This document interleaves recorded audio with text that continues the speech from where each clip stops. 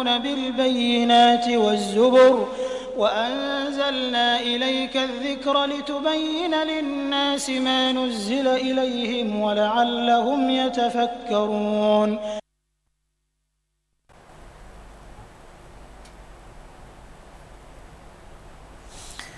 আসসালামু আলাইকুম রহমতুল্লাহি ওয়া বারাকাতুহু। আলহামদুলিল্লাহ ওয়াসসালাতু ওয়াসসালামু আলা রাসূলিল্লাহ, আম্মা বা'দ। প্রিয় দর্শক, আপনারা এই মুহূর্তে যে যেখানে আছেন, কাছে কিংবা দূরে, দেশে দেশের বাইরে, আপনাদের সকলকে ইসলামিক টেলিভিশনের অনন্য আয়োজন পলি কেবলস জার্নি থেকে জানাচ্ছি অনেক অনেক প্রীতি আর শুভেচ্ছা। শুরু করছি মহান আল্লাহ সুবহানাহু ওয়া তাআলার দরবারে অশেষ রহমত এবং বরকত কামনা করে আপনাদের এই প্রিয় অনুষ্ঠান। প্রিয় দর্শক, এই অনুষ্ঠানে আপনাদের জীবন ঘনিষ্ঠ নানা প্রশ্নের সমাধান আমরা কোরআন সুন্নাহর আলোকে দিয়ে আসছি। আজও আমরা উপস্থিত হয়েছি আপনাদের সামনে, আর আপনাদের জীবন ঘনিষ্ঠ প্রশ্নের সমাধান দেওয়ার জন্য আমাদের স্টুডিওতে উপস্থিত হয়েছেন বিশিষ্ট আলেমে দ্বীন, কুষ্টিয়া ইসলামী বিশ্ববিদ্যালয়ের আল ফিকহ ডিপার্টমেন্টের সম্মানিত সহযোগী অধ্যাপক মোহতারাম ডক্টর আবম জাকারিয়া। আর তাকে সহযোগিতা করার জন্য সাথে আছি আমি মোহাম্মদ জাকারিয়া। আসসালামু আলাইকুম। ওয়ালাইকুম আসসালাম ওয়া রাহমাতুল্লাহি ওয়া বারাকাতুহু। জি মোহতারাম, ভালো আছেন আপনি? আলহামদুলিল্লাহ ভালো আছি। জি মোহতারাম, আমরা মূল অনুষ্ঠানে চলে যাচ্ছি। জি প্রিয় দর্শক, আমরা মূল অনুষ্ঠানে চলে যাচ্ছি, আর বরাবরের মতো একটি কথা আপনাদেরকে স্মরণ করিয়ে দেওয়ার জন্য আবারও বলছি, আপনারা যখন টেলিফোন করবেন মেহেরবানি করে টেলিভিশনের ভলিউমটা একটু কমিয়ে নেবেন। জি দর্শক, আসসালামু আলাইকুম। জি দর্শক, শুনতে পাচ্ছি, আপনি প্রশ্ন করুন। হ্যালো, আসসালামু আলাইকুম। ওয়ালাইকুম আসসালাম। আমার প্রথম প্রশ্নটা হচ্ছে যে অসুস্থ থাকা অবস্থায় কি শুকরানা সাজদা আদায় করা যাবে? আচ্ছা জি। দ্বিতীয় প্রশ্ন হচ্ছে যে সঠিকভাবে পর্দা রক্ষা করে কি হিন্দু গৃহ শিক্ষকের কাছে পড়াশোনা করা আর বাইরে কোচিং করতে যাওয়া যায় কিনা? আচ্ছা জি। তৃতীয় প্রশ্ন হচ্ছে যে হিন্দুদের বানানো জিনিস খাওয়া যাবে কিনা? আসসালামু আলাইকুম। আসসালাম জি, ধন্যবাদ আপনাকে আপনার সুন্দর প্রশ্ন করার জন্য। জি মোহতারাম, আমার বোন জানতে চেয়েছেন যে যখন তারা নাপাক অবস্থায় থাকেন, যখন নামাজ নিষিদ্ধ থাকে, ওই মুহূর্তের সময়টাতে শুকরানা সিজদা করতে পারবেন কিনা মা বোনেরা? বিসমিল্লাহ, আলহামদুলিল্লাহ, ওয়াসসালাতু ওয়াসসালামু আলা রাসূলিল্লাহ ওয়া বা'দ। বোন শুকরানা সিজদা বা সিজদা নামাজের একটা অংশ, সেই হিসেবে অনেকেই সিজদা বা রুকু এগুলোর জন্য কেউ কেউ বলেছেন যে ওযু লাগবে বা পবিত্রতা লাগবে। তো এমনি শুকরিয়া সিজদার জন্য ওযু বা পবিত্রতার জন্য কোনো শর্ত অবশ্য কোনো কথা উল্লেখ নেই। সেই হিসেবে যদি আপনার অসুস্থ হায়াজ অবস্থায় থাকে, সেটা বড় ধরনের অসুস্থতা, সে অবস্থায় আপনি এই শুকরিয়া সিজদা দিবেন না, এটা হচ্ছে সাধারণ নিয়ম। আর যদি এমনি ওযু নাই, সাধারণ ওযু নাই, এই অবস্থা থাকে, তখন শুকরিয়া সিজদা দিতে পারবেন, শুকরানা সিজদা দিতে পারবেন। জি, মানে গোসল ফরজ হয় বা নামাজ পড়া যায় না, এরকম অবস্থা করা যাবে না, এর চর্চা করা যাবে না। জি, আর এমনি যদি সাধারণ ওযু নাই বা এই অবস্থা শুকরিয়া সিজদা দেওয়া যাবে। জি জি জি। মোহতারাম, পরে যে প্রশ্নটি করেছেন যে পর্দা রক্ষা করে হিজাব পরে যদি তিনি হিন্দু স্যারের কাছে পড়তে যান, তাতে কি কোনো সমস্যা হবে কিনা? আমরা মোহতারাম আমরা জানবো, একটু টেলিফোনটা নিয়ে নিচ্ছি। আসসালামু আলাইকুম রাহমাতুল্লাহ। জি হ্যাঁ জি, বলুন, শুনতে পাচ্ছি। আচ্ছা আচ্ছা আচ্ছা, হ্যাঁ জি, ধন্যবাদ, আপনি দেখতে থাকুন। জি মোহতারাম, হিন্দু গৃহশিক্ষকের কাছে আপনি পড়তে যাবেন পর্দা রক্ষা করে। যদি এরকম হয় যে এর চেয়ে ভালো মুসলিম কোনো শিক্ষক পাওয়া যাচ্ছে না, তাহলে কোনো সমস্যা নেই, আলহামদুলিল্লাহ। পর্দা রক্ষা করছেন আপনি। মেইন কথা হচ্ছে পড়ালেখা করা। তবে গুরুত্বপূর্ণ হচ্ছে যে কোনোভাবে হোক মুসলিম টিচার এটা তো আছে, এটা উত্তম বেশি যদি কোনো হয়। আর হিন্দু টিচার যদি বেশি অভিজ্ঞ হয়, তাকে নিতে পারে, কিন্তু আপনি পর্দা কোনোভাবে যেন ব্যাঘাত না ঘটায়। সেখানে পর্দা একটা হচ্ছে একাকিত্ব যেন না হয়। সাধারণত গৃহ টিচারকে রুমে রেখে বাইরে চলে গেলে এটা একাকিত্ব হয়ে যায়। তো পরিবারের এটা যেন না হয়, এটা খেয়াল রাখা দরকার। অন্তত দরজা খোলা রাখতে হবে, মানুষজন আসলে পরিবেশটাকে সুন্দর রাখার জন্য ওইটা খেয়াল রাখা দরকার। অনেক সময় এগুলি ফিতনা তৈরি হতে পারে। জি মোহতারাম, এর পরে বোন আরেকটি প্রশ্ন যে করেছেন যে হিন্দুদের বানানো খাবার, তো মোহতারাম আমি এটার সাথে আমি একটু যুক্ত করতে চাচ্ছি যে হিন্দুদের বানানো খাবারের মধ্যে দুইটা, একটা হলো যে আমরা যে দোকান থেকে যে মিষ্টি দই এগুলি কিনি, এটা একটা, আর একটা হলো ঘরের মধ্যে বানানো খাবার। আমার প্রতিবেশী ফ্ল্যাটে থাকে, তিনি হিন্দু, তো তার বাসায় কিছু রান্না বান্না করলো, সেই খাবারটা আমার বাসায় দিয়ে গেল প্রতিবেশী হিসেবে, অথবা আমাকে দাওয়াত করলো, এই খাবার, এই দুইটা ব্যাপারে আমি জানতে চাচ্ছি। যদি বানানো খাবারের মধ্যে যদি কোনো জবাই করা জিনিসের অংশ থাকে, যে গোশত টুকরা দিয়েছে, যেমন মুরগি, গরু তো খায় না, মুরগি, এই জাতীয় গরু বা ছাগল এগুলো সেগুলি খাওয়া যাবে না, সেগুলি খাওয়া হারাম, কারণ তারা আল্লাহর নাম নিয়ে জবাই করে না, আল্লাহর নামে জবাই করলে তাদের গ্রহণযোগ্য না, ঈমান নাই। জি হ্যাঁ জি। এর বাইরে সাধারণ বিস্কুট বা মুড়ি এই জাতীয় জিনিস দিল, বা তারা কিছু বানাইলো সেটা দিল, সেটাতে জবাইয়ের কিছু নেই, আসলে সেটা যদি আপনার কোনো রুচিতে অসুবিধা না, সেটা খাইতে পারবো, কোনো সমস্যা নেই, শরীয়তে কোনো নিষেধাজ্ঞা নেই এটাতে। দোকানের যে মিষ্টি দই, দোকানের মিষ্টি দইয়ের ব্যাপারে আলহামদুলিল্লাহ এটাতে কোনো সমস্যা নেই, তা যেহেতু হালাল রক্ষা করে চলে। আপনি যদি মনে করেন যে হারাম কিছু দেয় না, তাহলে আপনি মনে করতে পারেন যে সেটা খাওয়া যাবে। কিন্তু কখনো কখনো আমাদের কাছে যেটা অপবিত্র, তাদের কাছে সেটা পবিত্র। যেমন গরুর চনা, এই যে তাদের গোবর, এই জাতীয় জিনিসগুলো আমাদের কাছে অপবিত্র, ওদের কাছে সেটা আবার পবিত্র গরুর ব্যাপারটা। তো সেই হিসাবে এই জাতীয় কোনো কিছু খাবারের মধ্যে এরকম কিছু যদি ওনারা পবিত্র করার জন্য দেয়, তো দোষ না, যেহেতু ওনারা পবিত্র করার জন্য দিচ্ছে, কিন্তু আমাদের নিকটটা অপবিত্র, সুতরাং আমরা সেই হিসাবে পেশাব দিয়ে পবিত্র করছে।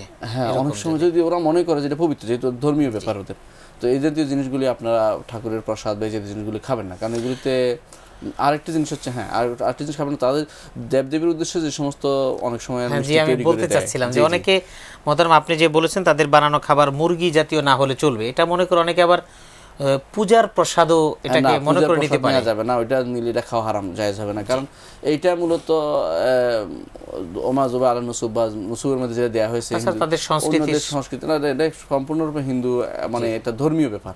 সেটা আমরা যেমন আমাদের ধর্মীয় ব্যাপার কাউকে অংশীদার করতে পারি না, যেমন ইফতার, যেমন সেহরি, কোরবানি, এগুলিতে কাউকে ওদেরকে অংশগ্রহণ করতে দিতে পারি না, তেমনি ভাবে যাকাতের টাকা, তেমনি ভাবে তাদের যে ধর্মীয় ব্যাপার আছে, প্রসাদ ঠাকুরের ওখানে ইয়া হয়েছে, ধরেন ওদের যে পূজা হয় সেখান থেকে যা আসে, ওগুলি কোনো কিছু মুসলিম খেতে পারবে না। জি, ওটা বাদ দিলে এমনি আপনার সাধারণ খাবার যদি হয়, সেটাতে যদি আপনার রুচিতে অসুবিধা না হয় সেটা খেতে পারেন। ধন্যবাদ। মোহতারাম আরেকজন দর্শক এসেছেন, আমরা ফোনটা নিয়ে নিচ্ছি। জি, আসসালামু আলাইকুম। ওয়ালাইকুম আসসালাম। হুজুর ভালো আছেন নি আপনি? হ্যাঁ জি, আলহামদুলিল্লাহ। আমি সিলেট থেকে বলছি। জি বলুন। উকিলদের পেশা হারাম না হালাল, 1 নম্বর প্রশ্ন। জি। আর 2 নম্বর প্রশ্ন হলো, আমাদের সিলেট থেকে বীর শ্রেষ্ঠ হামিদুর রহমানের কবর 41 বছর পর ঢাকাতে নিয়ে গিয়েছে। জি। ইসলামের দৃষ্টিতে ইহা বৈধ কি অবৈধ? জি জি। 3 নম্বর, প্রথম খুনি, ইসলামের প্রথম খুনি কাবিল, মুসলমানদের নাম কাবিল রাখা যায় কি যায় না? দয়া করে 3টি প্রশ্নের উত্তর জানাবেন। আসসালামু আলাইকুম ওয়া রাহমাতুল্লাহি। ওয়া আলাইকুম আসসালাম। আপনাকে অসংখ্য মোবারকবাদ যে অত্যন্ত সুন্দরভাবে আপনি 3টি প্রশ্ন আমাদেরকে শুনিয়ে দিলেন। আমরা ইনশাআল্লাহ আমাদের মুহতারামের কাছ থেকে আপনার 3টি প্রশ্নের উত্তরই ইনশাআল্লাহ জানার চেষ্টা করব। যে মুহতারাম, আমাদের ভাই রেজা এর আগে জানতে চেয়েছেন যে তায়াম্মুম কোন কোন অবস্থায় করা যাবে। তায়াম্মুম কোন কোন অবস্থায় করা যায় আপনি বলেছেন। তায়াম্মুম করার জন্য আল্লাহ তাআলা বলেছেন পানি না পাওয়া গেলে, 1 নম্বর ফাইলাম তাজিদু মান ফাতায়াম্মামু সাঈদান তাইয়িবান, যদি তোমরা পানি না পাও তাহলে সেখানে তায়াম্মুম করতে পারবে। দ্বিতীয় হচ্ছে অসুস্থ হলে, যে পানি আছে কিন্তু তিনি অসুস্থ ব্যবহার করলে ক্ষতিগ্রস্ত হয়ে যাবে, বেশি অসুস্থ, যে অসুস্থতার কারণে মনে করতেছেন যে নিউমোনিয়া হয়ে যাবে, এই যেহেতু বর্তমান ঠান্ডার সময় নিউমোনিয়া হয়ে যেতে পারে, এরকম অসুস্থতার ভয় থাকলে তিনি তায়াম্মুম করতে পারবেন। আর একটি হচ্ছে পানি আছে, তবে পানিটা খেলে তার পিপাসাও আছে, তার পানিটা খেলে তিনি পিপাসা নিবারিত, পরবর্তীতে তার পিপাসার সময় পানি পাবেন না, সেই হিসাবে অথবা না, এটা না, আপনি পানিটা খেয়ে নেবেন যদি পিপাসা, এখন সামনে চিন্তা নয়, মানে আপনার পানিও আছে, অজুরও দরকার, আপনি পিপাসাও আছে, পিপাসার জন্য পানিটা খেয়ে নেবেন, তারপরে অজু আপনি তখন তায়াম্মুম করতে পারবেন। জি। আর অল্প পানি যেটাতে অজু হয় না, সেটাতে আপনি তায়াম্মুম করতে পারবেন। শর্ত হচ্ছে সেটা আপনার, আমাদের ওস্তাদরা বলতেন যে সেটা তখন সে যতটুকু পারে ততটুকু ব্যবহার করবে, কিন্তু এতে করে বোঝা যায় তায়াম্মুমের জন্য, তায়াম্মুম কিন্তু দুইটা অংশ, একটা মুখ, একটা হাত। মুখ মাসে করা এবং হাতের কবজি পর্যন্ত, অথবা কেউ কেউ বলছেন কোনি পর্যন্ত। তো এর পর্যন্ত সহিহ হাদিস, এর পর্যন্ত হাদিসটা দুর্বল। তো একটু যতটুকু আপনি তায়াম্মুম এই অবস্থা করলে আপনার যথেষ্ট হয়, কিন্তু পানিতে অনেক পানি লাগে, পানি করতে অনেকগুলি পানি লাগে, সেই হিসাবে এই 3 অবস্থায় আপনার জন্য তায়াম্মুম জায়েজ। হ্যাঁ জি, এটাই আর কি। আচ্ছা মোহতারাম, আরেকটি বিষয় আমি একসাথে প্রাসঙ্গিক জানতে চাচ্ছি যে কতটুকু দূরত্বের মধ্যে পানি পাওয়ার সম্ভাবনা থাকলে সে তেমন করতে পারবে না?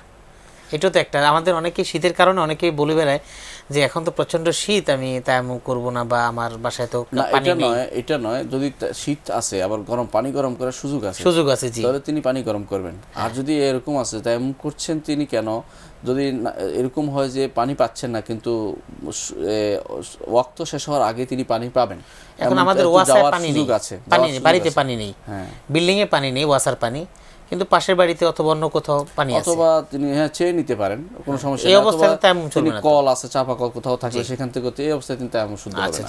আর সামান্যতম এখন অনেকেই ঠান্ডা থেকে বাঁচার জন্য মনে করতেছেন যে খুব ঠান্ডা পড়ছে, এখন 3 ডিগ্রি সেলসিয়াস 9 ডিগ্রি সেলসিয়াস হয়ে গেছে কোথাও কোথাও, সেই হিসেবে অনেকে মনে করতে পারেন যে এখন বুঝি তেমন শুদ্ধ না। এই অবস্থায় ওনার তেমন শুদ্ধ হবে, তখন কিন্তু ভয় না করবেন এটা যে না সত্যি ওনার সত্যিকার ভয় যে আসলেই ওনার নিউমোনিয়া হয়ে যেতে পারে। বেশি গরম করার সুবিধা আছে, হ্যাঁ, এরকম গরম করার সুবিধা অনেক সময় পাওয়া নাও যেতে পারে। হ্যাঁ, এটা আর কি। জি জি, ধন্যবাদ মোহতারাম। সিলেট থেকে আমাদের একজন দর্শক জানতে চেয়েছেন যে যারা লয়ার প্রফেশনে আছে তাদের ইনকাম হালাল না হারাম, আসলে এই বিষয়টি আপনাদের আল্লাহ তাআলা বলছেন ওয়ালা তাকুল লিল খায়িনিনা খাসিমা, আল্লাহ তাআলা এটা বলেছেন। আবার ওয়াকালাতের সিস্টেম, আল্লাহ এই ওয়াকিল নিয়োগ করে, কোরআনে কারিমের ওয়াকিলের কথা বলা হয়েছে, হাদিসে আছে রাসূলুল্লাহ সাল্লাল্লাহু আলাইহি ওয়াসাল্লাম বলেছেন যে ইশফাউ ফাতুজারু, তোমরা সুপারিশ করো তোমাদেরকে সওয়াব দেওয়া হবে।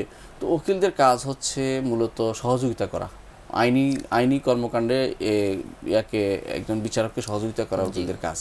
এখন সমস্যা হচ্ছে এটা, যদি এটা হতো যে শরঈ আইন হইতো, আল্লাহর দেয়া আইন বা বিধান, তাহলে সেটা অত্যন্ত মানে আগ্রহের সাথে আমরা বলতাম যে সওয়াবের কাজ হতো, সবচেয়ে বেশি যে এটা একটা ভালো কাজ। এখন বর্তমানে আইন বিভিন্ন রকমের আছে, আল্লাহর দেয়া আইনও আছে, একটা অংশ তারা পারিবারিক মুসলিম পারিবারিক লতে যেটা পরিচালনা করতেছে পারিবারিক আইন হিসেবে, সে অংশে যেটা আল্লাহর আইনের বিরোধিতা করা হয়নি সেগুলিতে তিনি কাজ করেন, এবং এই জাতীয় অন্যান্য কাজ যেমন নোটারি পাবলিক করেন, অথবা জমি জামার এই বিভিন্ন কর্মকাণ্ডে করেন, অথবা যেগুলিতে সরাসরি আল্লাহ তাআলার আইনের বিরোধিতা হয় না, সোজা কথা এটা, সেখানে যদি কোনো উকিল হিসাবে কেউ চাকরি করে তার পেশা হালাল এবং তার কর্মকাণ্ড হালাল হবে, এবং যখন তার উদ্দেশ্য হবে এটা যে মানুষকে আমি সহযোগিতা করছি, তার মানুষকে তার হক গ্রহণে সহযোগিতা করছি এবং না হক থেকে তাকে ফিরাতে পারছি, এবং অন্যায় যেন শাস্তি, কোনো রকম অন্যায় শাস্তি যেন কেউ না পায় সেইভাবে সহযোগিতা করছি, এটা করলে তার জন্য জায়েজ হবে।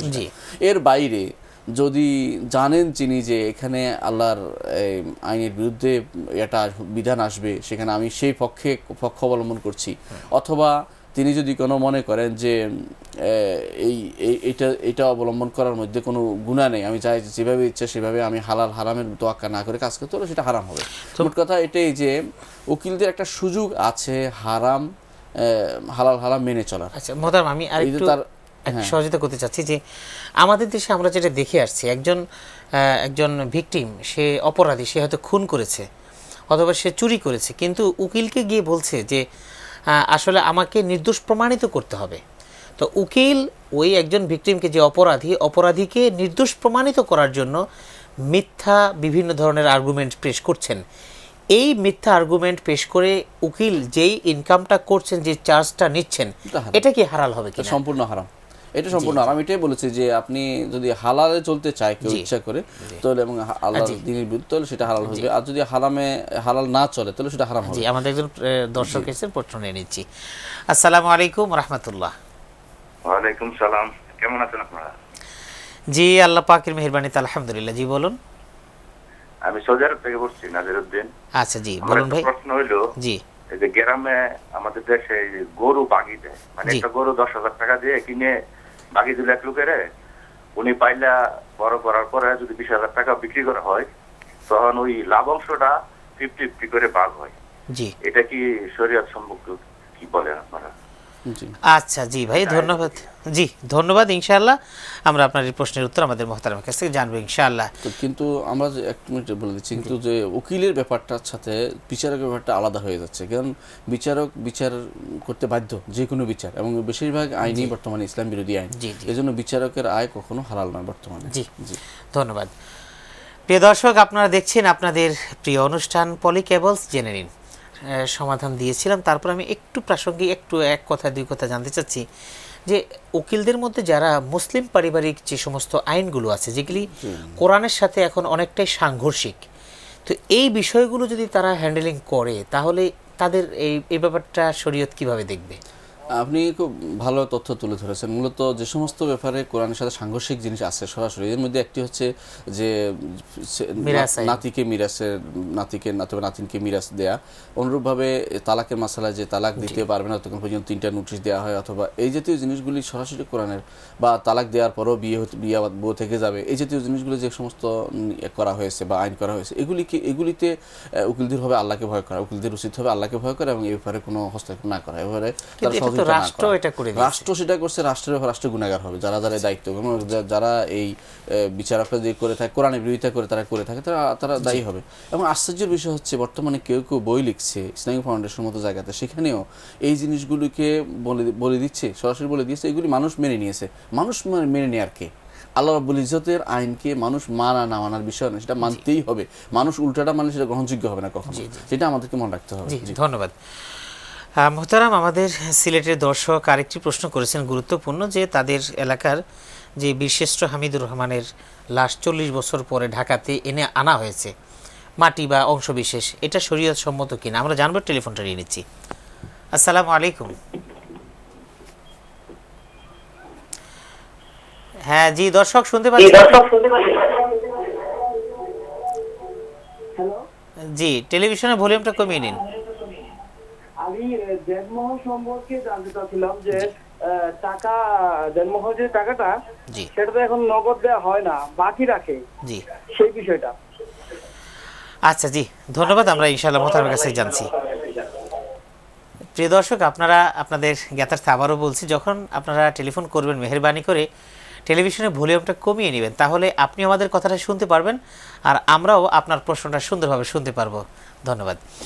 জি মোহতারাম, এই ব্যক্তি না যে কোনো মানুষের কবর হয়ে যাওয়ার পরে কবরকে যদি কবর নেওয়ার একটা কারণ হচ্ছে জনগুরুত্বপূর্ণ কাজ হলে, জনগুরুত্বপূর্ণ কাজ যেমন এখানে সড়ক পড়ে গেছে অথবা মসজিদের বাড়তি অংশ পড়ে যাচ্ছে, কবরটা পরে দেওয়া হয়েছে, কবর আগে দেওয়া হয়নি, আগে মসজিদ ছিল পরে পাশে কেউ কবর দিয়ে ফেলছে যার কারণে মসজিদে এখন বাড়াইতে পারছে না, এই অবস্থা, এবং অথবা রাস্তা যাচ্ছে, সড়ক যাচ্ছে, এই দুই অবস্থা, অথবা গুরুত্বপূর্ণ কাজ, রাস্তা মানুষ সমস্যা হচ্ছে এখানে চলাফেরা করতে, এইগুলো থেকে এই সব অবস্থায় এটাকে সরিয়ে সাধারণ গোরস্থানে নিয়ে যাওয়া নিয়ম শরীয়তে আছে।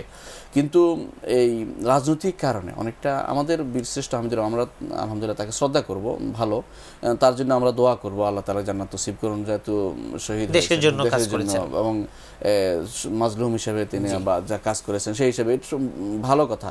কিন্তু কবরটা এখানে এটা আবেগের ব্যাপার, অনেক রাজনৈতিক আবেগ চলে আসে এখানে, এবং আমরা কিছু বলবো যে আবেগের বিরোধিতা করেছে, কিন্তু শরীয়ত আবেগের উপরে মনে রাখতে হবে। শরীয়ত বলে না যে কবর এই জাতীয় অবস্থায় কবর নিয়ে কেউ টানা, মোহতারাম এর সাথে আরেকটা বিষয় আছে, এমন হয় যেটা হেফাজত করছে না কেউ, তারা এমন তো নয় যে তারা হেফাজত করছে না, এমন তো নয় সেখানে অব্যবস্থায় পড়ে আছে বা কিছু না। আর তাছাড়া কবর বিষয়টা নিয়ে খুব বাড়াবাড়ি করা উচিত না, কবর এক কবরস্থানে হলেই হলো, সেখানে কোন জায়গায় কেউ মারা গেছে বা কোন জায়গায় তার কবরটা হচ্ছে এটা বড় কথা নয়, তার আমলটা কি ছিল এবং কি করেছে সেটা আল্লাহর কাছে বড় জনক।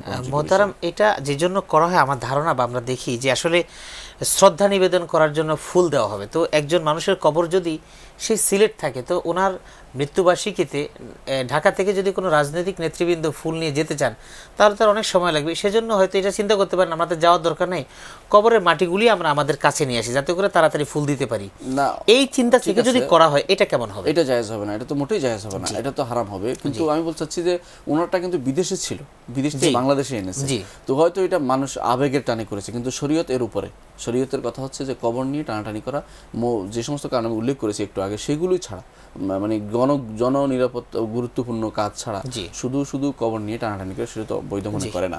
এবং এটা যদি হইতো তো আজ মুহাম্মদ রাসূলুল্লাহ সাল্লাল্লাহু আলাইহি ওয়াসাল্লাম কবরের কারণে যেখানে মসজিদ বাড়াতে পারছে না, কবরটাকে নিয়ে বাকিতে দিয়ে আসতে হইতো, অথচ এটা তো করার সুযোগ নেই। সুতরাং কবর যেখানে আছে সেখানে থাকবে, বরং আমাদের তা কবরওয়ালার জন্য দোয়া করা উচিত, আমরা যেখানেই থাকি না কেন। মানুষ কোথায় মারা গেছে সেটা বড় কথা না, যদি দুনিয়ার সব মানুষের কবর রক্ষণাবেক্ষণ হইতো তো দেখতেন এখন চলাফেরার জায়গা থাকতো না। এটা নয়, বড় কথা হচ্ছে যে যতক্ষণ পর্যন্ত 100 বছর পরে মানুষের কবরের এমনিতেই মিশে যায়, তো সেই হিসেবে আমরা উচিত কবরের জন্য বেশি বাড়াবাড়ি না করে সেগুলো কবরবাসীর জন্য দোয়া করা এবং তাদের প্রতি আমরা আমাদের সম্মান আমরা তাদেরকে দিব, যে তারা কৃতজ্ঞতা প্রকাশ করছে। হ্যাঁ, কৃতজ্ঞতা প্রকাশ করবে, এটা আলাদা কথা। কিন্তু তাদের কবর নিয়ে টানাহেসা করাটা এটা শরীয়ত সম্মত কাজ হিসেবে তারা করেনি, তারা রাজনৈতিক কাজ হিসেবে করেছে, যেই করেছে। জি, আল্লাহ হেদায়েত দান করুন। এবং আমরাও এই বিশেষ হামিদুর রহমান সহ এই দেশের জন্য যারা প্রাণ দিয়েছে, আমরা তাদের জন্য শাহাদাতের মর্যাদা আল্লাহর কাছে কামনা করছি। আল্লাহ তো কবুল করুন। দিনের জন্য কাজ করেছে। জি মোহতারাম, একটা টেলিফোন আসছে, আমরা নিয়ে নিচ্ছি। জি, আসসালামু আলাইকুম দর্শক। হ্যালো, আসসালামু আলাইকুম। ওয়ালাইকুম আসসালাম। জি, শুনতে পাচ্ছি, বলুন। আচ্ছা, এখন আমরা এই বিভিন্ন জায়গায় শীত উপলক্ষে মাহফিল হচ্ছে, হ্যাঁ, তো আমরা রাস্তাঘাটে দেখতেছি যে এই বাস থামায়, সিএনজি থামিয়ে এগুলা এই দানগুলো মানে জোর করে একরকম বাসগুলোকে ব্লক দিয়ে থামানো হচ্ছে, তারপরে সেই দানগুলো করা হচ্ছে। এগুলাকে এটা কি ইসলামের মতে জায়েজ কিনা, বা এইভাবে দান জোর করে দান করা, বা জি ধন্যবাদ ভাই আপনাকে। আমরা সংশ্লিষ্ট বিষয়টি আমাদের মোহতারামের কাছ থেকে জানার চেষ্টা করব ইনশাআল্লাহ। মোহতারাম, এরপরে আরেকটি প্রশ্ন যে আমাদের ভাই করেছিলেন যে প্রথম খুনি ইসলামের ইতিহাসে যে কাবিল, আদম আলাইহিস সালামের সন্তান, ওই কাবিলের নামে কোনো ব্যক্তির নাম কাবিল রাখা যাবে কিনা? প্রথমত একটা জিনিস বোঝার দরকার, সেটা হচ্ছে যে কাবিল ওনার যে নাম ছিল, এরপরে সরাসরি কাইন আসছে বা কাইল আসছে, সব বিভিন্ন শব্দ আসছে, তো সরাসরি এটা আসেন। দ্বিতীয়ত কাফের ছিলেন না, গুনাহগার ছিলেন, প্রথম খুনি নিঃসন্দেহে আল্লাহ তাআলা বলেছেন আজলি যালিকা কাতাবনা আলা বানি ইসরাঈল মান কাতালা নাফসান আও ফাসাদান ফিল আরদি ফাকান্নামা কাতালান নাস জামিআ। এটা ঠিক আছে যে উনি সর্বপ্রথম হত্যা প্রবর্তন করেছেন, কিন্তু উনি কাফের হিসাবে নয়, ইমানদারে ভুল করেছেন। ইমানদার ভুল করে যদি কোনো ইমানদার ভুল করে তার নাম যদি কেউ নাম না রাখে, তাহলে তো দুনিয়ার অনেকের নামে রাখা যাবে না, এটা নয়। কাবিল শব্দের অর্থ বুঝতে হবে, যদি কোনো অর্থ ভালো হয়, আমরা অর্থ জানি না। কাবিল অর্থ উপযোগী এক অর্থ আছে, তো সেই হিসেবে যদি কেউ কাবিল নাম রাখে উপযোগী হিসেবে, তাহলে জায়েজ হবে। আর যদি মনে করে যে ওই যেহেতু ফুয়েরার ছিল, প্রথম রক্ত প্রবাহিত করেছে, আমার সন্তান এরকম হোক, তাহলে সেটা রাখা জায়েজ হবে না। উদ্দেশ্য দেখতে হবে মানুষের, সেটা অনুসারে হুকুম হবে। তারপরেও আমরা অনুরোধ জানাবো যে সুন্দর সুন্দর নাম থাকতে আমরা কেন কাবিল রাখতে যাবো, বিতর্কিত নাম কেন যাব? আমাদের কাছে রাসূলুল্লাহ সাল্লাল্লাহু আলাইহি ওয়াসাল্লামের হাদিস আছে, রাসূলুল্লাহ লক্ষ লক্ষ নাম আছে, জীবন চরিত্র আছে, তিনি শিখিয়ে দিয়েছেন। তিনি বলেছেন সবচেয়ে উত্তম নাম হচ্ছে আব্দুল্লাহ এবং আব্দুর রহমান, এবং সবচেয়ে সত্য নাম হচ্ছে হারেস ও হাম্মাম। হারেস অর্থ হলো যিনি খ্যাত করে, কারণ প্রতিটি মানুষই খ্যাত করে। হাম্মাম হচ্ছে চিন্তা করে, প্রতিটি মানুষ চিন্তা করে, এই জন্য সবচেয়ে সত্য নাম এটা। কারণ প্রতিটি মানুষই কোনো না কোনো কাজ করে, প্রতিটি মানুষই কোনো না কোনো চিন্তা করে, এই জন্য সবচেয়ে উত্তম নাম হচ্ছে হারেস, সবচেয়ে সত্য নাম হচ্ছে হারেস এবং হাম্মাম। এই দুইটা নাম রাখতে পারে। হারেস কেউ মনে রাখতে পারে, আবুল হারেস অর্থ হলো কেউ মনে রাখতে পারে শয়তানের ছেলের নাম হারেস ছিল, এর কথাটা সত্য নয়। তো আলাকুল হাল হারেস ও হাম্মাম সত্য নাম, এটা রাখতে পারে। আব্দুর রহমান, আব্দুল্লাহ রাখতে পারে, রাসূলুল্লাহ সাল্লাল্লাহু আলাইহি ওয়াসাল্লামের নাম রাখতে পারে মুহাম্মদ হিসেবে, সাহাবায়ে কেরামের নাম রাখতে পারেন। এবং নাম রাখার ক্ষেত্রে আমাদের আলহামদুলিল্লাহ বিরাট সুযোগ রয়ে গেছে কোরআন এবং সুন্নাহ, এবং আলহামদুলিল্লাহ এখন ইন্টারনেট থেকেও আপনি সুন্দর সুন্দর নাম খুঁজে নিতে পারেন। কিন্তু এই নামগুলো, বিতর্কিত নামগুলো থেকে আমরা দূরে থাকবো। কারো নাম আমরা ওতবা, কারো নাম সাইবা, কারো নাম আবু জাহাল রাখবো না, কারো নাম কাবিল রাখবো না। কেন রাখবো? আমার ভালো নাম থাকতে এগুলো কেন রাখবো? ধন্যবাদ। তো এটা হারাম না হলেও এটা আমরা বাদ দেবো। জি, কারণ এটা সমাজের মধ্যে ফিতনা আশঙ্কা থাকতে পারে, খারাপ অর্থে মানুষ বুঝতে পারে। হ্যাঁ, মহোদয় আরেকটি টেলিফোন আসছে, আমরা নিয়ে নিচ্ছি। জি, আসসালামু আলাইকুম। সালাম জি, শুনতে পাচ্ছি, আপনি বলুন। জি জি, ভালো আছেন? জি আলহামদুলিল্লাহ। জি আমি শুনতে পাচ্ছি, বলুন। বলছি যে আমার একটা সমস্যা হচ্ছে আমার আম্মাকে নিয়ে, বুঝছেন? আমার আম্মা একদম টাকা পয়সা আছে, তো এখন তার জন্য সুদের ব্যবসা করে। এখন এটা কিভাবে কি করলে আমরা ওনার এটা দেখে আমরা একটু স্বস্তি। প্রিয় দর্শক, বিরতির পর আরেকবার স্বাগতম আপনাদের সকলকে আপনাদের প্রিয় অনুষ্ঠান পলি কেবলস জেনে নিনে। আর এই অনুষ্ঠানটি সরাসরি সম্প্রচারিত হচ্ছে। মোহতারাম, আমাদের এক ভাই সৌদি আরব থেকে নাজির উদ্দিন, তিনি জানতে চেয়েছেন যে গরু একজনে 10,000 টাকা দিয়ে কিনে ভাগিয়ে দিয়েছেন, বুঝতে পারছেন। জি, গরু আর মাসলাটা নিয়ে আমাদের দেশে আলেম সমাজ আগে থেকেই বলে আসছেন এটা জায়েজ নাই, এই জন্য যে কাজের অংশ দিয়ে তাকে পারিশ্রমিক দেওয়া হচ্ছে, মানে শিওর না সে পাবে কি পাবে না বা কতটুকু পাইলো, কাজের অংশ দিয়ে আগে থেকে নিষেধ করে। যেমন গাছের রস পড়ে যে ওইটার অংশ দিয়ে অনেকে নিষেধ করতেন, কিন্তু মুতাআখিরিন এটাকে জায়েজ বলছে যে এটা অনেকটা মুসাকাতের পর্যায়ে পড়ে। মুসাকাত অর্থ হলো যেমনিভাবে খেতে জমিনে বর্গা দেওয়া যেভাবে হয়, যেমনি গরুকে এইভাবে দেওয়াটা মুতাআখিরিনরা জায়েজ বলেছে, এবং আলহামদুলিল্লাহ এতে কোনো সমস্যা নেই। আমার জানা মতে এভাবে করতে পারবে, কোনো সমস্যা নেই। 50% বা এই যেভাবে বর্গা দেয়, পরবর্তীতে আয় হলে যেটা বিক্রি করার পরে তার কিছু অংশ লভ্যাংশ দিয়ে দিল, লভ্যাংশ ভাগ করে নিয়ে যায়, এটাতে নাজায়েজ হওয়ার মতো কোনো কারণ আমি দেখি না। জি ধন্যবাদ। মোহতারাম, আমাদের আরেক ভাই একটা খুব সময়োপযোগী প্রশ্ন করেছেন যে দেনমোহরের যে টাকা ধরা হয়, জি, এটা আমাদের সমাজে কিন্তু দেয়া হয় না, এটা কিন্তু বাকিতেই রাখা হয়। এবং আরেকটি বিষয় আমি সংযুক্ত করতে চাচ্ছি, যেমন 5 লক্ষ টাকা দেনমোহর ধরা হলে কিছু না দিয়েই 1 লক্ষ টাকা ওয়াসিল ধরা হয়, এটা কতটুকু শরীয়ত এটাকে অ্যালাউ করে? আসলে আমাদের এই দেশের সমাজ ব্যবস্থা অনেকটা ঘুণে ধরে গেছে। আসলে এটাও হওয়া উচিত ছিল না, মেয়েদেরকেও ঠকানো হচ্ছে এটার মাধ্যমে। বরং আমাদের মেয়েদের এভাবে ঠকানো হচ্ছে, মেয়েরাও কথা বলে না লজ্জায় ওই সময়। তো ওই সময় পিতার বা অভিভাবকের উচিত এই বিষয়গুলো খেয়াল রাখা, যে 1 লক্ষ টাকা উসুল দেওয়া হলো, কিসের ভিত্তিতে উসুল দেওয়া হলো। সাধারণত যে সমস্ত এই অর্নামেন্টস, হ্যাঁ, যে সমস্ত অর্নামেন্টস অলংকার, এগুলির মাধ্যমে যেটা দেওয়া হয়, এটা আসলে সত্যি ঠিক আছে যে এটা সে উসুল দিল, ধরেন অর্ধেক অংশ দিয়ে দিল উসুল, বা 1-3 ভাগ যত দাম তত টাকা উসুল দিল, হ্যাঁ। আর বাকি টাকাটা বাকি রাখতে পারবে কিনা মাসালা এটা, হ্যাঁ, মহার বাকিও রাখা যায়, জায়েজ আছে স্ত্রীর অনুমতিক্রমে যতটুকু দিয়েছে যে বাকিটা বাকি, সেই হিসেবে সাধারণত ওই কাবিন লেখার পরে দস্তখতটা হয়। কাবিন লেখা থাকে এত টাকা নগদ, এত টাকা বাকি। তো আমাদের মেয়েদেরকে পুরো জিনিসটা পড়ানো উচিত যে এই শর্তে বিয়েটা হচ্ছে, যে এত টাকা নগদ দিচ্ছে, এত টাকা বাকি, অর্নামেন্টস দেওয়া হচ্ছে, এত টাকা বাকি। তো এটা যেহেতু অভিভাবকরা মেনে নেয়, সেই হিসাবে তাদের বিয়েটা হয়, অভিভাবকরা মেনে নেয়, এই জন্য তাদের বিয়েটা হয়, সেটা সমস্যা নেই। কিন্তু এই বাকি রাখা জায়েজ আছে, কিন্তু বাকি রাখার অর্থ এই নয় যে সে আর কোনোদিন পাবে না, এরকম যেন না হয়। আমাদের দেশে যেটা করা হয় যে যেটা দিয়েছে দিটাই আর কোনোদিন সেটা দেয় না, ওইটা হয়। বরং এরকম যদি হয়, মেয়ের অধিকার থাকবে স্বামীকে যে কোনো সময় যে আমার বাকি টাকা দেওয়ার পরে তুমি আমার কাছে আসতে পারবে, এই বাধা দেওয়ার অধিকার মেয়ের থাকবে সবসময়। এবং সেটা এমনকি মৃত্যুর পরেও তার মাহারানার টাকাটা আগে দেওয়া উচিত, তারপর যে তার ওটা বাকি রয়ে গেছে এরপরে তার সম্পদ ভাগ হবে। জি মোহতারাম, আরেকটা বিষয়, মৃত্যুর কথা নিয়ে আসলেন, এই জন্য আমাদের সমাজে আপনার দৃষ্টিতে পড়েছে কিনা জানি না, যে মেয়েরা যখন, অর্থাৎ স্ত্রী যখন মারা যায়, দেনমোহরের টাকা দিতে পারে না, মারা যাওয়ার পরে তার কফিনের ওই পায়ের কাছে স্বামীকে ধরে নিয়ে আসে 10-5 জন ধরে করে, তারপরে ওই স্ত্রীর পা ছুঁয়ে বলতে হয়, মানে মাফ চাইতে হয় যে আমি তো তোমাকে মোহরানার টাকা দিতে পারলাম না, আমাকে মাফ করে দাও। এই যে একটা কালচার, আমি এটা কখনো দেখিনি, এটা শুনেছি, এবং আমাদের গ্রাম অঞ্চলে আমরা বিভিন্ন সময় এটা খেয়াল করেছি। এটা একেবারে নিকৃষ্টতম একটা কাজ, এবং এটা কোনো মাফও হবে না, কিছুই হবে না। মৃত মানুষ মাফ করতে পারে না, এটা কিছুই হবে না, এটা একটা খারাপ কুসংস্কার, সম্পূর্ণ খারাপ কুসংস্কার। ধন্যবাদ মোহতারাম। আমাদের আরেকটি যে প্রশ্ন আমাদের ভাই করেছিলেন, যে আমাদের বিভিন্ন জায়গায় তাফসির মাহফিল হচ্ছে আলহামদুলিল্লাহ, কিন্তু এটার জন্য যেটা একটা বিড়ম্বনায় পড়তে হয়, যে কখনো কখনো ওই যে রাস্তার মধ্যে তারা দান বাক্স নিয়ে এবং মোটামুটি গাড়িটা আটকে তারা মাহফিলের জন্য টাকা চাচ্ছেন, এটা কতটুকু শরীয়ত সম্বন্ধে আমরা জানবো। টেলিফোন নিয়ে নিচ্ছি। আসসালামু আলাইকুম ওয়া রাহমাতুল্লাহ। ওয়ালাইকুম আসসালাম ভাইয়া। আসসালামু আলাইকুম। ওয়ালাইকুম আসসালাম। ভাইয়া, আমার 3টা প্রশ্ন আছে, 3টা কি করা যাবে? হ্যাঁ জি, বলুন আপনি। 1 নম্বর প্রশ্ন হচ্ছে, মানে আমার বড় বোনের বয়স হয়ে গেছে প্রায় 32, কিন্তু মানে অনেক চেষ্টা করছি, এখনো বিয়ে হচ্ছে না।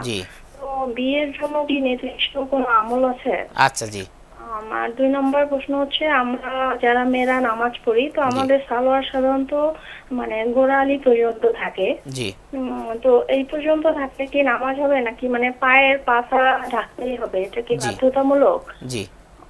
আরেকটা প্রশ্ন হচ্ছে, আমার এক কাজিনের বিয়ে হয়েছিল, তো ওই আপুকে হচ্ছে মানে বাবার বাসায় রেখে, তো দুলা ভাইয়ের কি আরেক মেয়ের সাথে মানে সম্পর্ক হয়ে গেছিল, তো উনি মানে না জানিয়ে ওখান থেকে চেয়ারম্যানের মাধ্যমে ডিভোর্সটা পাঠিয়ে দেয়।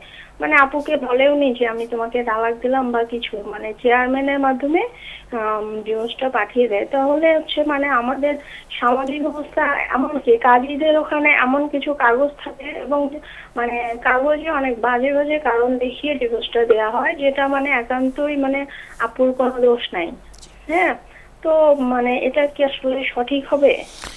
আচ্ছা জি, আপনার তিনটা প্রশ্ন আমরা আমাদের মোহতারামের কাছে তুলে ধরবো, তবে শেষ প্রশ্নের ব্যাপারে আমরা বরাবর যে কথা বলে থাকি আমাদের মোহতারামও ইনশাআল্লাহ বলবেন, তো আমরা স্থানীয় বিষয়ে ওলামায়ে কেরামের শরণাপন্ন হলে ভালো হবে ইনশাআল্লাহ।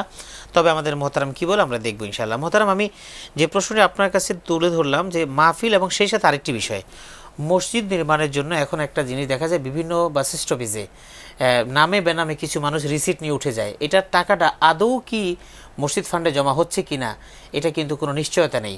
তাই 10 টাকা 5 টাকা রিসিট কাটা হচ্ছে না, তার পকেটে যাচ্ছে। এই যে মসজিদ নির্মাণের জন্য কিংবা মাহফিলের জন্য এইরকম করে মানুষকে একরকম জিম্মির মতো করে এভাবে করে টাকা তোলাটা কি আসলে শরীয়ত এলাও করে? আসলে ইসলাম হচ্ছে সৌন্দর্যের ধর্ম। ইসলামের মধ্যে এরকম এই মসজিদ নির্মাণের জন্য সেখানে ভিক্ষা করতে হবে বা কোনো মাহফিল করার জন্য ভিক্ষা করতে হবে, এই চিন্তা ভাবনা আমাদের টেন্ডেন্সি কেন আসলো? ভিক্ষা করতে মাহফিল করতে বলা হয়নি। আপনি কেন এটা করতেছেন? আপনি মসজিদ যদি কেউ নির্মাণ করতে মুসল্লিরা না পারে, মসজিদ নির্মাণ করতে, তারা রাস্তায় পড়ুক, রাস্তায় মসজিদ নির্মাণ করতে পড়বে, যেটা এখন মসজিদ দুইতল বা কিছু নেই। এর মাধ্যমে কিছু মানুষ রুজি রোজগারের ব্যবস্থা করেছে আমার যতটুকু জানা মতে, এরা একটা পার্সেন্টেজ নিচ্ছে এবং এর মাধ্যমে সারাক্ষণ আপনি যদি ওখানে যদি কোনো বসেন আপনার কান ব্যথা হয়ে যাবে, যেখানে মাইকের আওয়াজ। আমার মনে এদেরকে এই রাষ্ট্রের পক্ষ থেকে যে বন্ধ করে দেওয়া উচিত এই কাজগুলি, যে এই কাজ তোমরা অপমান কেন করছো, এবং রাষ্ট্র উচিত এই সময় সত্যিকার অর্থাৎ যেখানে সহযোগিতা মসজিদ হওয়া দরকার সেখানে সহযোগিতা করা, এবং যে এখানে আমাদের বিভিন্ন ফান্ড আছে, ইসলামিক ফাউন্ডেশনের বিভিন্ন ফান্ডের তৈরি, সেখান থেকে মসজিদ নির্মাণের জন্য একটা ফান্ড বের করে দিই, যে সত্যিকার যেখানে মুসল্লির নামাজ পড়ার দরকার সেখানে একটা মসজিদ করে দেবো আমরা। তাহলে কিছু মানুষ যে এর মাধ্যমে একটা ফটকাবাজি ব্যবসা নামিয়েছে সেটা থেকে তারা মুক্ত হতে পারবে। আর ওয়াজের কথা বলেছেন, ওয়াজ হয় মৌসুমে একবার, সেখানে যারা ওয়াজের ব্যবস্থাপনা আছে তারা সেই টাকাটা পরিশোধ করবে, না করে রাস্তাঘাটে মানুষকে আটকিয়ে গাড়ি আটকিয়ে এইভাবে নেওয়া তো কখনো ঠিক হবে না। কারণ রাসূলুল্লাহ সাল্লাল্লাহু আলাইহি ওয়াসাল্লাম বলেছেন, লা ইয়াহিল্লু মাল ইমরিইন মুসলিম ইল্লা মিন তিবি নাফসিহি, কোনো মানুষের টাকা তার মনের শান্তি থেকে না দেওয়া পর্যন্ত এটা হালাল হয় না।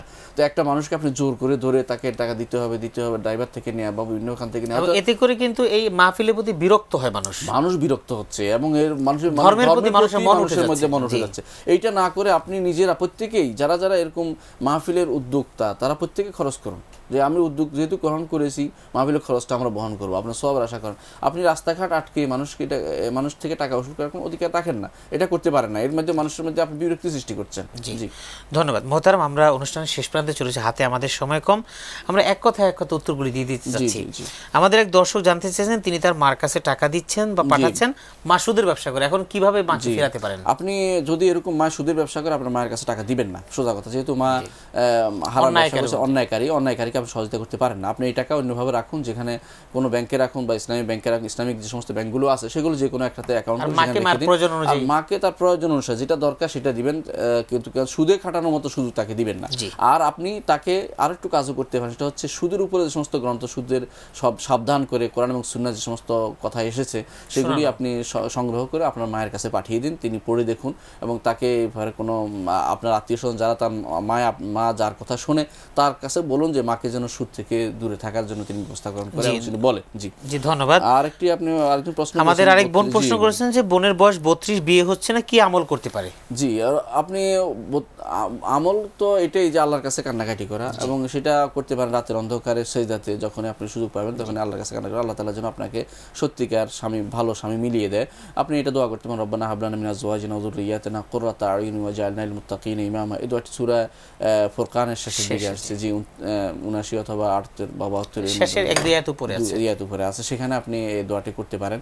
তো এই দোয়াটি করতে পারেন। এর বাইরে বেশিরভাগ সময় আপনি আল্লাহর কাছে সরাসরি আল্লাহর কাছে চাইতে পারেন। আল্লাহ তাআলা বাংলা বুঝেন, বাংলায় আপনি আমল করেন, কোনো সমস্যা নেই। অন্য কোনো তদবির নাই এখানে, আর কোনো অতিরিক্ত কোনো তদবির নেই।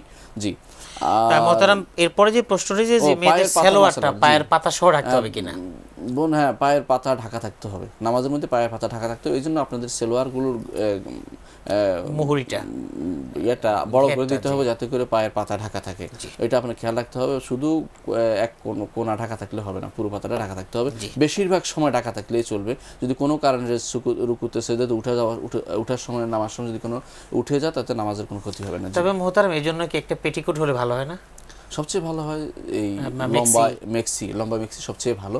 এটা পরে নামাজ পড়লে বেশি সাতের হয়, মেক্সি পড়লে বেশি শরীর ঢাকা থাকে বেশি। আলহামদুলিল্লাহ। মোহতারাম, আরেকটি প্রশ্ন আমাদের বোন করেছেন যে তার বোনের যে বিয়ে হয়েছে দুলাভাইয়ের সাথে, দুলাভাই তার বোনকে ডিভোর্স দিয়েছেন চেয়ারম্যানের মাধ্যমে। তো এইভাবে আসলে এই ডিভোর্সটা কি কোনো কিছু জানানো হয়নি? আপনার বোনকে যদি ডিভোর্স দিয়েছে বা আপনার কাজিনকে ডিভোর্স দিয়েছে, আপনি বলেছেন আপনার এটা অন্যায় করেছে, সে হয়তো আপনার অন্যায় তুলে ধরে, কিন্তু ডিভোর্স একবার উচ্চারণ করলে ডিভোর্স হয়ে যায়, সেটার জন্য সাক্ষী লাগে না, সেটার জন্য আপনাকে আপনার বোনকে জানাতে হবে না দোষগুলো, এটা শরীয়তের নিয়ম নেই। কিন্তু এই জন্য যে শাস্তি, সেটা জাগতিক শাস্তি আছে, যে অন্যায়ভাবে যদি কোনো কিছু করে থাকে, এই জন্য আপনারা তার কাছে মাহারানা দাবি করতে পারেন, বা যে সমস্ত শর্ত আছে শর্তগুলি দেখতে পারেন, বা কোর্টে যেতে পারেন, ওগুলি আলাদা কথা। কিন্তু শরীয়ত দৃষ্টিতে যদি কেউ তালাক উচ্চারণ করে, তালাক হয়ে নিয়ম মতো তালাক দিয়ে তালাক হয়ে যায়, তবে আমরা জানি না আপনার সেই তালাকনামা বা ডিভোর্সে কি লেখা আছে, সেটা সত্য কিনা, সত্য তালাক হয়েছে কিনা। আপনার সবচেয়ে ভালো হবে সেটা কোনো ভালো আলেমকে দেখিয়ে, এ ব্যাপারে তিনি কি বলেন সেটা দেখেন, স্থানীয় কোনো আলেমকে, ভালো আলেমকে দেখিয়ে তিনি বলেন। এবং আপনারা এই ওনার যে এই আপনার কাজিনের স্বামী যে অন্যায় কাজগুলো করছে, এর জন্য আপনারা আদালতে শরণাপন্ন হতে পারেন না। শরীয়তে এবার বলে না যে একটা মানুষকে বিয়ে করবে আর তালাক দিবে বিনা কারণে, এটা শরীয়তেও বলে না। কিন্তু এর ধরার পাকড়ের জন্য রাষ্ট্র রয়েছে, এই জন্য শরীয়ত কোনো নির্ধারণ নিয়ম করে দেয়নি। জি জি মোহতারাম, ধন্যবাদ। আসসালামু আলাইকুম। আচ্ছা, জি মোহতারাম, আমাদের একজন দর্শক লাইনে ছিলেন, লাইনটা কেটে গিয়েছে, আমাদের হাতে আর সময়ও নেই। মোহতারাম, আমরা দীর্ঘ সময় আপনার কাছ থেকে আমরা অনেক গুরুত্বপূর্ণ তথ্য পেলাম, আলহামদুলিল্লাহ। আল্লাহ আপনাকে জাযায়ে খায়ের দান করুন, আপনাকে অসংখ্য মোবারকবাদ। বারাকাল্লাহু ফিকুম ওয়া জাযাকুমুল্লাহু খায়রান। প্রিয় দর্শক, আপনাদের কাছ থেকে বিদায় নিতে হচ্ছে, আবারও দেখা হবে একই অনুষ্ঠানের মাধ্যমে ইনশাআল্লাহ। আপনারা সেই অনুষ্ঠানে আমাদের সাথে থাকবেন এই আশা ব্যক্ত করছি, এবং আপনাদের সুস্বাস্থ্য এবং সুন্দর জীবন কামনা করছি, এবং কোরআন এবং সুন্নাহর আলোকে আপনাদের সুখ শান্তিময় জীবন গড়ে উঠুক এই কামনায়। আল্লাহ হাফেজ। আসসালামু আলাইকুম ওয়া রাহমাতুল্লাহি ওয়া বারাকাতুহু। وما أرسلنا من قبلك إلا رجالا نوحي إليهم فاسألوا أهل الذكر إن كنتم لا تعلمون بالبينات والزبر وأنزلنا إليك الذكر لتبين للناس ما نزل إليهم ولعلهم